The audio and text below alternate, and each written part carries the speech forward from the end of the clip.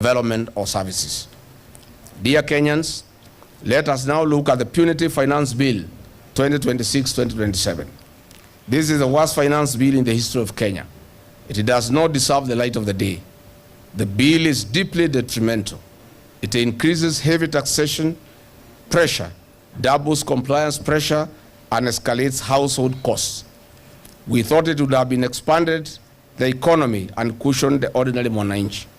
Our first concern is the continued pursuit of unrealistic revenue targets, despite a history of persistent underperformance and an underperforming economy.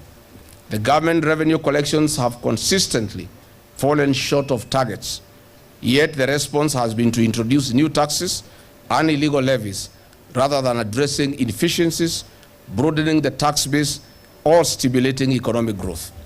This creates a cycle where businesses and citizens are repeatedly asked to shoulder a heavier burden to compensate for unrealistic fiscal planning.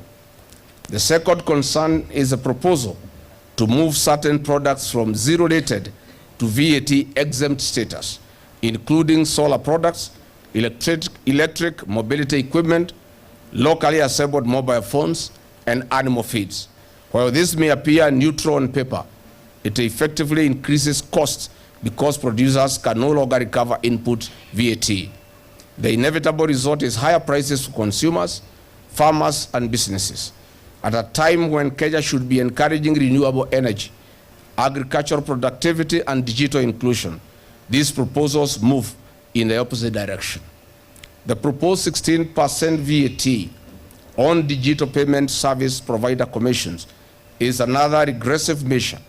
Kenya has become a global leader in financial inclusion because mobile money and digital payments have reduced transaction costs and expanded access to financial services.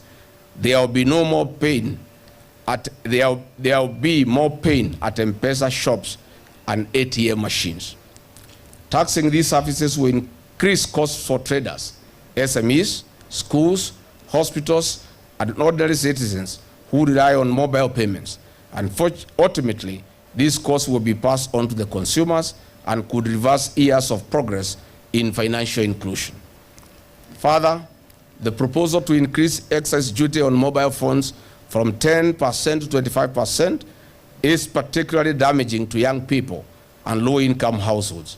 Mobile phones are no longer luxury goods. They are essential tools for education, businesses, communication, financial services, content creation for youth and the Gen Zs, and job searching. Increasing their costs will widen the digital divide and disproportionately affect students, entrepreneurs, and rural communities. We certainly know the finance bill also proposes a 30% growth withholding tax for what is called non-resident landlords, but effectively it affects the Kenyans in diaspora. While intended to raise revenue, the practical effect is likely to be higher rents for businesses and commercial tenants as landlords pass these costs to occupiers. This will increase operating costs for businesses and contribute to higher consumer prices. This is unfairly targeting our diaspora communities who should be investing back home while they work abroad. Where do you want these Kenyans to retire to?